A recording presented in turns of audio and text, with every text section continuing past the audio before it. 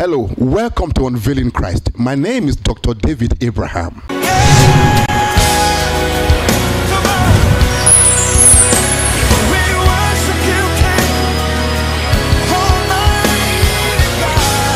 encounter on this mountain has changed your level forever.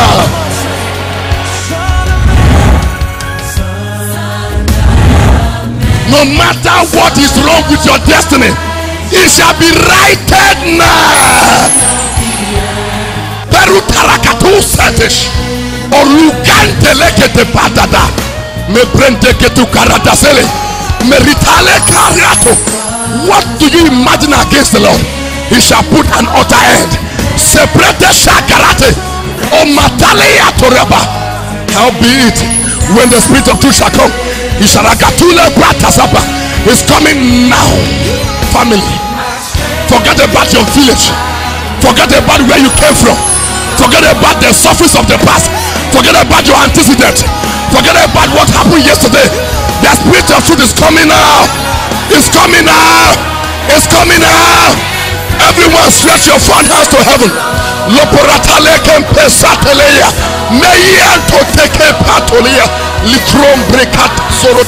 Hallelujah. Praise God. It's a delight to be here one more time on this broadcast. Welcome to Unveiling Christ. This is the session that God is using to bring about manifestation of what God has accomplished in Christ in your life. Today will be a day you will never forget in your life. Let's bow our heads and let's pray. Father, in the name of Jesus, Jesus, we celebrate you. We acknowledge you as our life, our wisdom, our redemption. You are our forgiveness. You are the strength of our lives. As we sit at your feet today, let something new in you begin to manifest in our destiny. Let healing flow. Let deliverance flow. Let glory be unveiled. Thank you, Father, in Jesus' precious name. Amen. God bless you. Welcome to this broadcast. Today we are going to continue from where we started off, and we'll be taking a series called Who is Jesus? We'll be taking this series, Who is Jesus? And today will just be an introduction, because I believe that a lot of us believers have heard about Jesus, have received Jesus, but we are yet to come to the full understanding of who Jesus really is. We are yet to grasp the fullness of what Jesus implies in our lives. If any man is born again, what is the meaning? What is the implication? What are the results? How do we activate it? What do we benefit? What are the things that we can lay claim to? And it's important, because without that understanding, you will not be able to live a victorious, consistently victorious Christian life. And that's why I like you to keep a date with us on this channel, same time every week, because it will be a series. Who is Jesus? And today we'll be taking our text very quickly from Paul's letter to the Colossians, the first chapter. I will be reading from the 14th verse. And Paul says, in whom we have redemption. It's talking about Jesus, through his blood, which means the forgiveness of sins. The next verse, Paul begins to explain who this person is that gave us redemption. It's not enough to know that we are redeemed. We must know who gave us redemption. What is the package like? What is the integrity of this person? What makes up the package of redemption? So he didn't just say he gave us redemption. He now begins to explain who this person is. And the next verse says, now he is, talking about Jesus, he's describing him now. Now he is the exact likeness of the unseen God. Okay? The visible representation of the invisible. He is the firstborn of all creation. Paul is calling Jesus the firstborn of all creation. That's very important. The next verse says, for it was in him, in Christ, that all things were created. Then he says, in heaven, things on earth, things that are seen, things that are not seen, whether they be thrones or dominions, whether they are rulers or authorities, all things were created and they exist through Christ. Amen? By his service, by his intervention, and in and for him. All things were created in him and they were created for him. 17 says, and he himself existed before all things, and in him all things consist. Consist there means are held together. Okay, redemption was purchased for us by Jesus. Is that okay? But we need to go further. Once a man is born again and is saved, it's important that he begins to come to a working and active knowledge of who Jesus is. Otherwise, he will not be able to flow and partake in the entirety of the package of redemption. That's why Paul did not just stop at introducing Jesus as our redemption. He said, in whom we have redemption. Then he now begins to explain who he is. And that's where we are taking up on this broadcast today in this part 1. Now, Paul describes him and says, he is the exact likeness of the invisible God. God is invisible. God cannot be seen. God is totally invisible. But it is important that the invisible God we know has to find a way to be visible. The invisible God has to be touched. The invisible God must come into our consciousness. The invisible God must be able to act in love towards us. The invisible God loves us, wants to do something for us, wants to be with us, wants to help us. And so Jesus is described as the exact likeness of the invisible God. You know, in Hebrews 1, Paul again describes him as the sole expression of the glory of God. Is that okay? So even though God is invisible, Jesus is the visible God. That means God designed it in such a way that man can touch him, man can see him as Jesus. So when Jesus comes into our lives, he comes in as the visible God.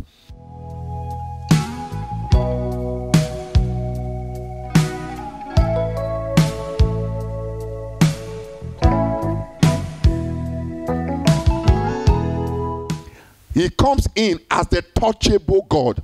He comes in as God that is with us. That's why he was called, from the beginning, he shall be called Emmanuel, which means God with us. God that was so far, God that was not seen, has come with us. And that's why if a man is born again, he does not need to pray for the presence of God. There is no need to do that, because Jesus already means God with us. So Jesus is equal to the presence of God. Is that okay? Now, Paul describes him as the exact likeness, nothing different. It is completely the same. Jesus is God. This likeness is so strong that you cannot differentiate it. You cannot, nothing in God that is not in Christ. Jesus and God are the same thing. Jesus is God. But Jesus is visible God, touchable God, the God that you can relate with. Hallelujah.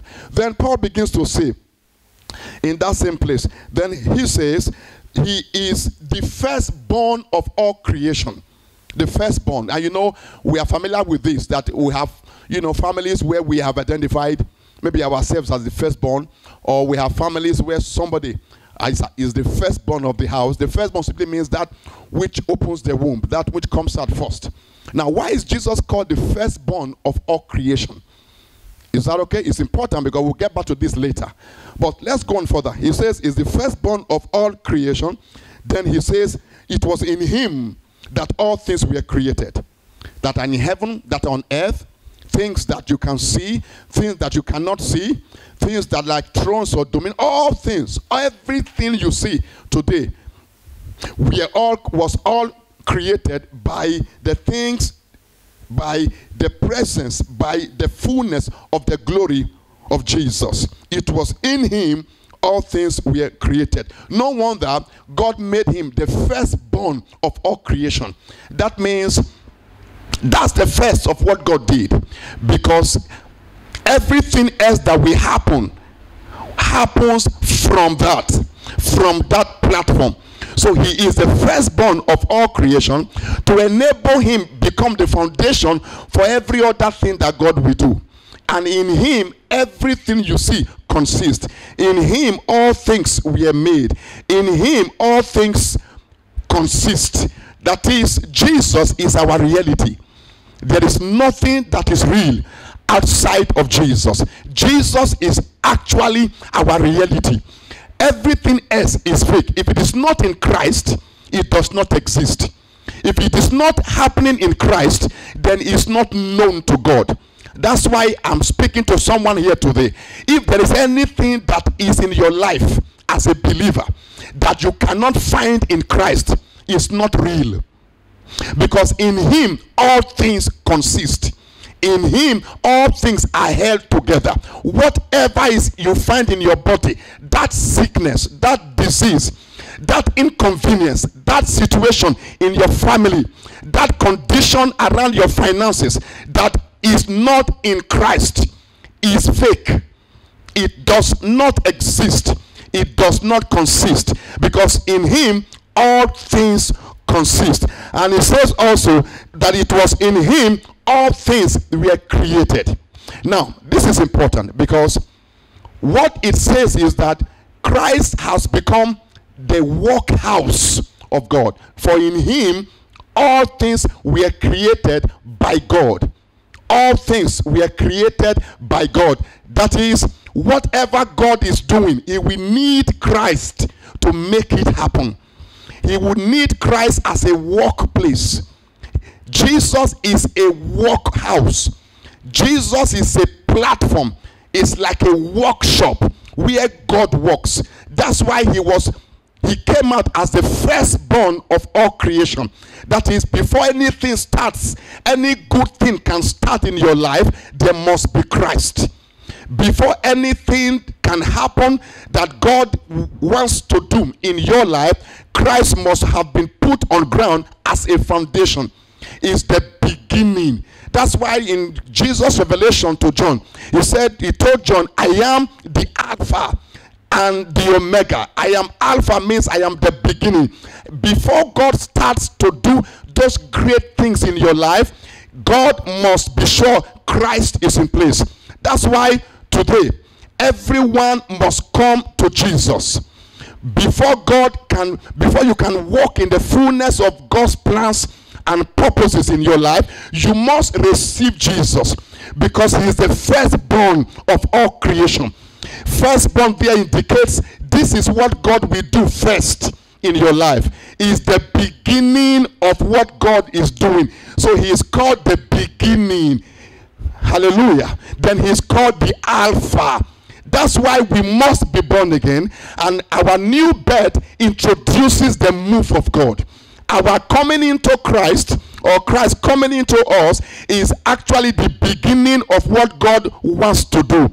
So when we receive Jesus, we must receive Jesus in hope and in expectation of that God is set to do wonders in our lives. We must understand that after he becomes the firstborn of all creation, then in him all things are created. That is, everything else that God wants to do now follows. And then every such thing that God does in Christ, the Bible says, they are also done for him.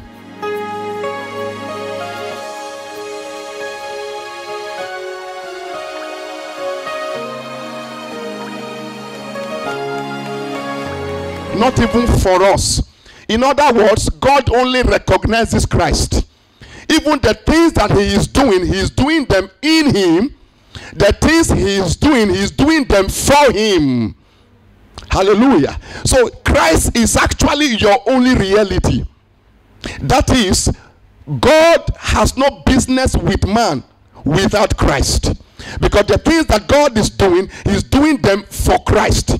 He is doing them in Christ. And then he goes on to say, in him all things consist. Consist there means they are held together. It's like glue. He's the one that holds them. He's the one that brings them. He's the one that puts them together. So without Christ, those things are going to scatter. So he's in him all things are held together. This is why to be born again is critical. There is no other way. Jesus told that man, he said, except a man be born again. There's no other way. And the reason is because God wants to do things. God wants to elevate you. God wants to honor you. God wants to make you very great. But he is the firstborn. Jesus is the firstborn. He gives, that must happen first. That condition that God wants to change in your life, the first thing is you must receive Jesus into your life first as the foundation of what God is about to do. Now, if you notice how critical this is, the Bible says in Proverbs chapter 8, you know, wisdom was speaking in Proverbs 8, and in verse 22, the Bible says this.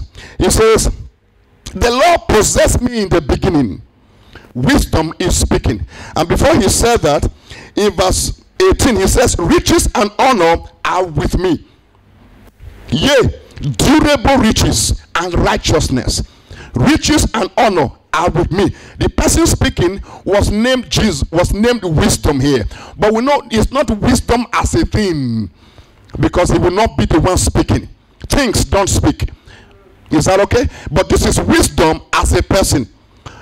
Because Jesus is described in 1 Corinthians 1 verse 24 as our wisdom, the wisdom of God. Jesus is the wisdom of God. So the wisdom mentioned in Proverbs 8 was a person. This was Jesus. As far as this scripture was concerned, Jesus was described here as wisdom. That's why I say, I, wisdom, dwell with prudence. So he's talking about a personality.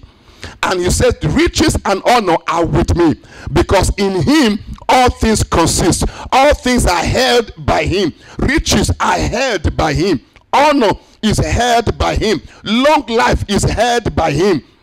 It is not for you, it is for him. But you are the one who enjoys it, because that same Christ is inside of you. So we must understand how it works. Everything that God does, he does for Christ. Everything that God does, he does in Christ. So without Christ, he does nothing. And if you don't appreciate and acknowledge Jesus in this dimension, there will be not enough manifestation of God in your life, because that is the way God works. Hallelujah. Now he says, the next verse here, verse 23, he said, I was set up from everlasting, from the beginning, before the earth was. When there were no depths, I was brought forth. Wisdom is still speaking. When there were no fountains, I was brought forth. Before the mountains settled, I was brought forth. Wisdom is speaking here that even God, as he was creating, he was also God's firstborn. That's why it's called the firstborn of all creation. He is describing here that before anything was made that God made, God possessed him from the beginning. God had to engage him. Hallelujah. God had to ensure that he was already at work. Praise the Lord. And then he said, when he prepared the heavens, I was there. When he set a compass upon the face of the depth, I was there. When he established the clouds above, before he strengthened the fountains of the deep, when he gave to the sea his decree, I was there. I was by him. Verse 30. Amplified says in verse 30, he said, then I, wisdom, was beside him as a master and a director of the work.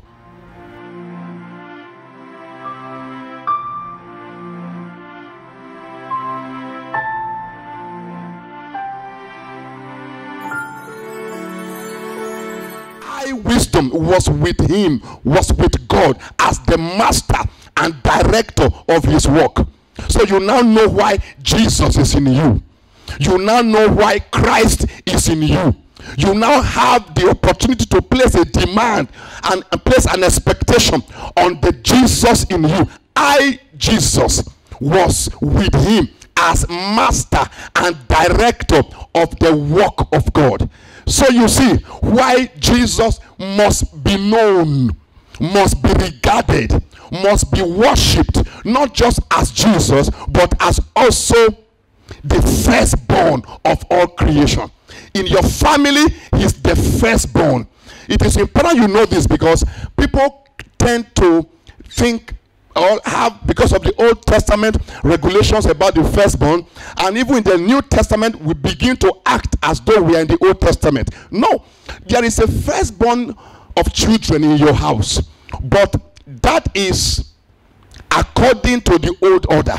You can respect him, you can value him, but the real firstborn of your family is Jesus. Because firstborns are powerful. They get twice what everybody else gets.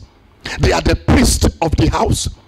They are the thing, they are the person that God can hold on to when it comes to what he will do in that house. So it is important who you regard as your firstborn. So Paul is describing Jesus is our firstborn. He is our firstborn. It is easier and safer to relate with Jesus as your firstborn, because when he's your firstborn, then other works will follow. When he's your firstborn, then that you can be sure of your future.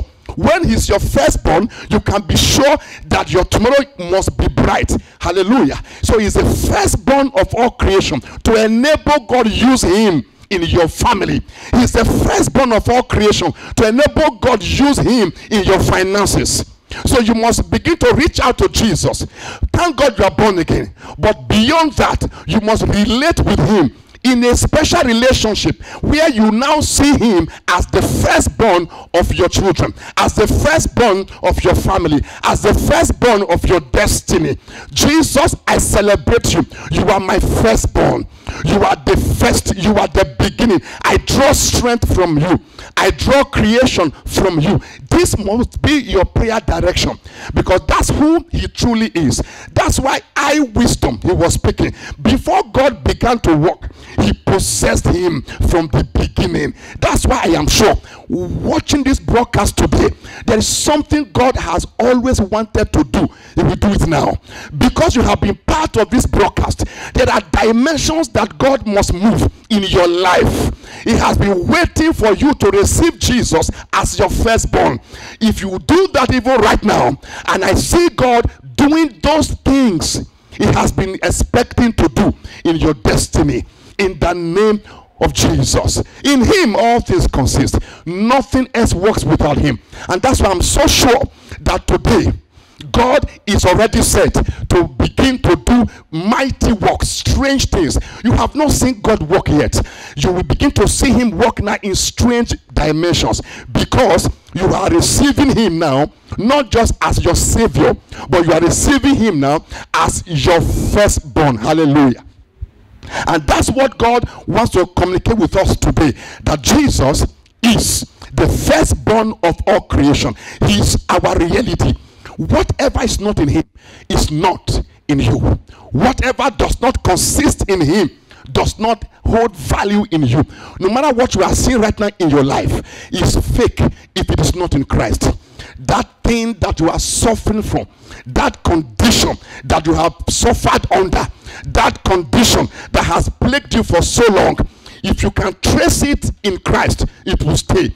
If you can't trace it in Christ, it's living right now. As I speak, tumors are disappearing.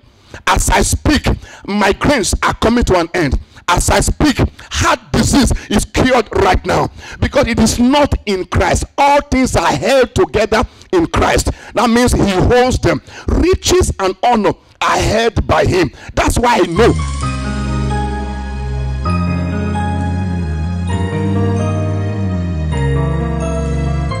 As I speak right now, riches have entered your life. Honor has entered your destiny. The life you have always desired in God, that godly life, righteousness, they are held by him. As you receive him as your firstborn, he said durable riches, even righteousness, they are held by him. They are in his hand. Receive your own right now in the name of Jesus. So we begin to advance in our walk with God. Don't stop at just receiving Christ, born again. No, you must develop special relationships with him, beginning with, you are my firstborn. You are the firstborn of my family. You are the firstborn of my destiny. So I can draw from him. Hallelujah. So you can place a demand. In fact, in Proverbs 8, if you read further down, you will see that he said, those who possess me, they have life, so they can draw. So there is something God has deposited in Christ, because in him all things are created. So he has created wealth, he has created prosperity, he has created health, he has created progress, but they are left in Christ, and they are for Christ, and Christ is in you, which means it's not enough to receive Jesus and do nothing. We must begin, we must upgrade your walk with God. Begin to draw from now. Begin to draw wealth from him. Begin to draw righteousness from him. Begin to draw glory from him, from within you. Hallelujah. Because he is the firstborn of all creation. Your hour has come. I believe God for someone here today, and I'm very sure that this is going to be a testimony in your life. You are a pastor, you are a minister of the gospel, wherever you are, this is the message for the hour. This is what God wants to do. That ministry will not close. Jesus is just about to start something new in your life. You are a father, you are a mother, you are trusting God for the fruit of the womb. Whatever it is, don't ask God for it. Ask, draw it from Christ, because he has made all things in him and left them in him. Don't be so need driven. Don't be so problem driven. Be Jesus conscious. Be Christ conscious. Be Christ driven. Trust God and believe that God has made all things in him. So go to him. Lord, I draw health from Jesus. I draw life from him. I draw glory from him. He is my firstborn. He is my beginning. He is my foundation. This is your hour. I know you are already blessed. We'll be here again next week the same time. And I want to build upon what has started today. There are a lot of things that I must share with you. You are a Christian for so long, and you're wondering, why am I not experiencing those things that I want to experience? Because you have not understood who it is that gives you redemption. That's why this program, Who is Jesus? Part 1 leads us to part 2. I'll begin to explain what Christ has done in every area of your life. Your hour has come. I bless you today. I bless your family. I bless your finances. I bless your soul. I bless your spirit. I bless your children. I bless your body. I bless everything you set your hand to do. Your hour has come. Today, the firstborn of all creation is at work in your life. In your business, is at work. It takes the place as firstborn in your life today. And I begin to hear you singing songs of joy, songs of testimonies in every area of your life, in the name of Jesus. God bless you. Thank you for watching this broadcast. Till I see you this time next week, I am waiting to hear your testimony. You can reach me on any of the social media platforms displaying right now on your screen. One more time, my name is Dr. David Abraham. God bless you.